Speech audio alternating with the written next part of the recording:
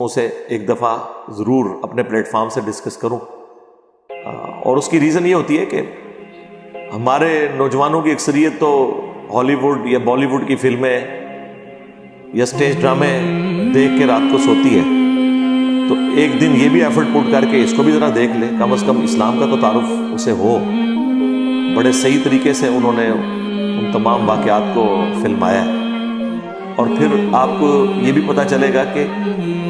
کس سرزمین کے اندر، کس طرح کے لوگوں کے اندر اللہ تعالیٰ نے اپنے پیغمبر صلی اللہ علیہ وآلہ وسلم کو مبعوث کر کے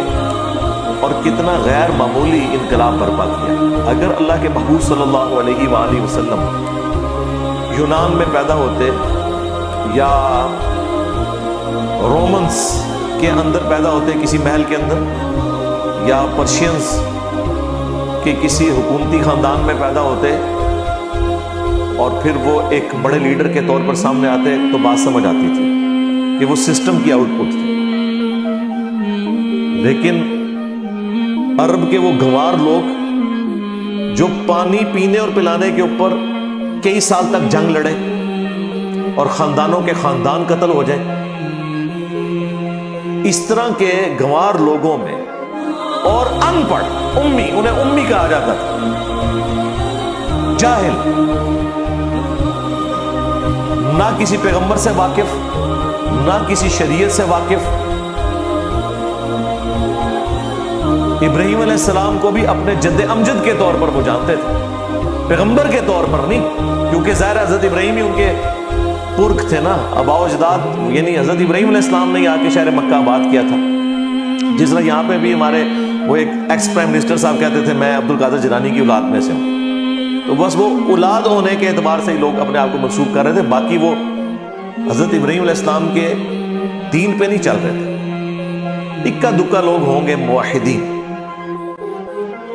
باقی تو میجورٹی جو ہے وہ بت پرستی میں انوالو تھی۔ خانہ کعبہ کا طواف کرتے تھے، ظاہر ہے وہ نسل در نسل چل رہا تھا طواف کعبہ، حج بھی ہوتا تھا، لیکن اسی خانہ کعبہ کے اندر انہوں نے 360 بت رکھے ہوئے تھے۔ اچھا، اللہ کے نام سے بھی واقف تھے۔ یہاں پہ سب کانٹیننٹ مشہور ہے کہ جی وہ اللہ کو نہیں مانتے تھے، جناب اللہ کو مانتے تھے۔ وہ اللہ کو نہ مانتے ہوتے تو رسول اللہ صلی اللہ علیہ وآلہ وسلم کے والد محترم کا نام عبداللہ ہوتا رضی اللہ تعالیٰ عنہ علیہ السلام، اور کسی حد تک بعض لوگوں میں توحید بھی تھی۔ عبداللہ نام اس لیے رکھا ہے نا، اللہ کا کنسیپٹ تھا۔ ہاں، وہ یہ کہتے تھے اللہ کے ساتھ یہ چھوٹے چھوٹے دیوتا بھی ہیں، سب آرڈینیٹس ہیں، اس کے چھوٹے آلہہ ہیں، وہ بڑا آلہہ ہے، یہ چھوٹے آلہہ ہیں۔ اسی لیے صحیح مسلم شریف میں ان کی جو تلبیہ کے الفاظ آئے ہیں، لبیک اللہم لبیک، تو وہ بولتے تھے لیکن ساتھ بولتے تھے کہ تیرا کوئی شریک نہیں سوائے اس کے کہ جس کو تو نے اپنا شریک بنایا ہوا ہے، اور اس کا مالک بھی تو ہے۔ وہی گل جڑی ایتھے کردے نے بزرگاں دے پیچھے بھی اللہ ہی ہے جی۔ ہاں، سرکار تواڈے وڈے بھی یہی کہندے سن کہ لات، عزا، منات کے پیچھے بھی اللہ ہی ہے۔ سب سے بڑا جھوٹ اس سب کانٹیننٹ میں یہ بولا گیا کہ مشرکین عرب اللہ کو نہیں مانتے تھے، لہٰذا قرآن کی جتنی توحید ہے وہ ان لوگوں کے بارے میں جو اللہ کو نہ مانے یا جو بت پرستی کریں، کیونکہ انہوں نے اپنی قبر پرستی چمکانی تھی، توحید سے انہوں نے آنکھیں بند کرنی تھی، شیطان نے انہیں یہ پٹی پڑھا دی۔ اس سے بڑا کیا جھوٹ ہوگا؟ قرآن میں درجنوں جگہ یہ ٹاپک ڈسکس ہوا ہے۔ سورۃ المومنون میں تو بڑی شان سے آیا ہے کہ ان سے پوچھو کہ زمین و آسمان کا مالک کون ہے، یہ کہیں گے اللہ۔ ان سے پوچھو کون جو ہے وہ مردہ زمین کو زندہ کرتا ہے، یہ کہیں گے اللہ۔ کتنے سوالات پوچھے گئے ہیں، اینڈ پہ اللہ تعالیٰ فرماتا ہے اگر یہ سب کچھ تم مانتے ہو کہ اللہ کرتا ہے، پھر کہاں اوندا منہ گرتے ہو، اللہ کے ساتھ اور ہستیوں کو کیوں شریک کرتے ہو؟ تو جھگڑا وہاں پہ بھی شریک کرنے، اور وہ بھی یہ کہتے تھے پیچھے اللہ ہی ہے۔ ہاں، ایک آپ ڈفرنس کہہ سکتے ہیں تھا، جس طرح میں کہتا ہوں چشتی رسول اللہ اور اشعری رسول اللہ والے فتوے سے اس لیے بچ گئے، آپ لوگوں کے فتوے سے، میرے سے تو نہیں بچیں گے، کہ انہوں نے اپنے آپ کو امتی نبی نہیں کہا، صرف کلمہ پڑھایا اور کہا میں کیا ہوں، ایک کمینہ غلام ہوں، باقی کمینہ ہی نکلے ہیں، کمینہ غلام ہوں۔ اینڈ پہ یہ کہتے ہیں غلامت کا دیانی دجال سے غلطی ہوئی کہ اس نے اپنے آپ کو امتی نبی کہہ لیا۔ مشرکین عرب سے یہ غلطی ہوئی کہ انہوں نے کہا یہ چھوٹے آلہہ ہیں، چھوٹے خدا ہیں اور ان کا مالک بھی اللہ ہی ہے، لیکن خدا کا لفظ بول دیا آلہہ۔ انہوں نے ان چھوٹے آلہہ سے بھی بڑا درجہ دیا ہوا ہے اپنے ان بابوں کو جو مر چکے ہوئے قبروں میں پڑے ہوئے، لیکن ان کو آلہہ نہیں کہتے۔ یہ کہتے نہیں جی اللہ دے بندے ہی نہیں رہا جی، پیچھے دے اللہ ہی ہے۔ یہ جو بندہ کہہ کے نا، یہ اسی طریقے سے ہے جس طرح وہ بزرگ کہہ کے اپنے بابوں کو بچاتے ہیں اور امتی نبی کہنے والے کفر کے فتوے کی زد میں آ جاتے ہیں۔ یہ جو ہے وہ دیکھیں کیسی انالوجی، کتنے گیا دماغ میں، کہتے ہیں پتہ نہیں کتنے کتنے دماغ جاتا ہے۔ دماغ اس لیے جاتا ہے میرے بھائی کہ ہم نے اس فیلڈ میں ایفرٹ پٹ کی ہے میرے بھائی، اپنے نبی کا درد ہے ہمارے سینے میں، اس لیے تو ہم جو ہے وہ بانگے دول کی نعرہ لگاتے ہیں، میرے نبی سا ہے ہی کوئی نہیں، تیرے بابے تے شے ہی کوئی نہیں۔ تو آپ بھی رسول اللہ کے لیے حمیت رکھیں صلی اللہ علیہ وآلہ وسلم، تو آپ کے اندر بھی یہ حکمت آ جائے گی کہ یہ باتیں کہاں سے ایکسپلور ہو۔ یہ عرب کی سرزمین کے اندر جہاں اس طرح کا سسٹم ہو، ایک شخص پیدا ہو اور وہ بھی 40 سال تک اس کی زندگی ایک ڈائنامک لائف ہو، کوئی کسی پادری کی صحبت نہیں، کسی مذہبی پرسنالٹی کی صحبت نہیں، کسی فلاسفر کی صحبت نہیں، کسی شاعر کی صحبت نہیں۔ بخاری مسلم میں آیا کہ میں بچپن میں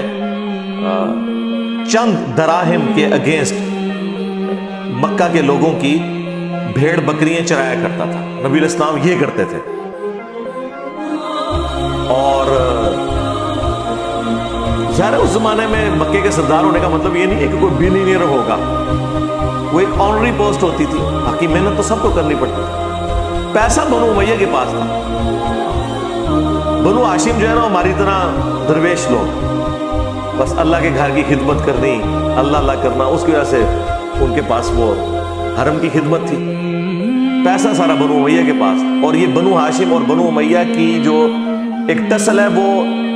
رسول اللہ کی بعثت سے پہلے کی تھی، وہ بھی آپ کو وہاں پہ نظر آئے گی۔ یہ جو ابو لہب کی بیوی تھی نا ام جمیل، بہت خوبصورت تھی، مشہور تھا، اس لیے اس کا نام ہی پڑ گیا ہوا تھا۔ یہ رسول اللہ کے والد عبداللہ کے ساتھ شادی کرنا چاہتے تھے، لیکن اللہ کو تو کچھ اور ہی منظور تھا، اس لیے جب نبی علیہ السلام پیدا ہوئے، یہ خود تھی اس وقت بانجھ، تو یہ رسول اللہ سے بچپن سے ہی حسد کرتی تھی، ایک ان کے والد کی وجہ سے، پلس رسول اللہ کی والدہ سیدہ آمنہ سلام اللہ علیہا ان کے ساتھ بھی بغض رکھتی تھی۔ اور بغض کا یہ عالم تھا کہ اس کی ایک لونڈی تھی سوائبہ، وہ عبد المطلب نے ہائر کی دودھ پلانے کے لیے، وہاں پہ رواج تھا، اس نے وہ اپنی لونڈی واپس بلوا لی کہ نہیں محمد کو تو میں نہیں دودھ پلانے دوں۔ حالانکہ وہ لوگ اتنے مہمان نواز تھے، باہر لوگوں کا بھی وہ احترام کرتے تھے، لیکن یہاں پہ ان کے اندر ایسی نفرت تھی۔ پھر اللہ تبارک و تعالیٰ نے یہ قسمت سیدہ حلیمہ سعدیہ کے حصے میں رکھی ہوئی تھی، اور وہ سین بھی انہوں نے فلمایا ہے اس میں، سیدہ حلیمہ سعدیہ والا سلام اللہ علیہ۔ یہ جو فلم ہے محمد، یہ آپ اس کو ضرور اردو ڈبنگ کے ساتھ آ چکی ہے، اس کو دیکھیں۔ اور اس زمانے میں انہوں نے واقعی پہنچایا، جس طرح عمر سیریز کا میں نے تعارف کروایا تھا 2011-12 میں، اور اب یہ ایگزیکٹلی 10 سال کے بعد، اچھا یہ فلم پہلے کی بنی ہوئی ہے لیکن یہ یوٹیوب پہ وہ نہیں ڈال رہے تھے، میرا خیال ہے شاید وہ سینما وغیرہ میں چل رہی ہوگی تو کمائی کے چکر میں تھے، اب انہوں نے خود یوٹیوب کے اوپر اس کو ڈال دیا ہے، اور آپ یقین کریں انجوائے کریں گے اس کو، جس طرح انہوں نے فلمایا ہے بہترین انداز کے اندر، اور جس طرح کریکٹرز نے وہ کردار ادا کیا اس کے اندر، اس میں تو آپ کو اندازہ نہیں ہوتا۔ میں نے وہ شروع کے میرے 40-50 منٹ ہی دیکھے ہیں، مجھے ٹائم نہیں اتنا ملا، وہ جب سامنے آئی تو میں ضرور اس طرح کی ہر چیز، مجھے پھر اندازہ ہوا اچھا کہ اس کے وہ کلپ تھے جو پہلے چل رہے تھے مارکیٹ میں، وہ آپ دیکھیں گے تو انشاءاللہ تعالیٰ ایٹ لیسٹ آپ کو نبی اسلام کن سرکمسٹانسز میں آئے وہ بھی اندازہ ہو جائے گا۔ ایک سمجھ لیں سیرت الرسول ہی ہے نا جو پریکٹیکلی آپ کو نظر آ رہی ہے. عمر سیریز میں تو نبی الاسلام کی بعثت کے بعد کی زندگی کو فلمایا انہوں نے حضرت عمر کو سینٹرڈ کر کے. یا آپ سمجھ لیں بعثت سے پہلے والی زندگی جو ہے نا وہ اس فلم کے اندر آ گئی. اور جو لوگ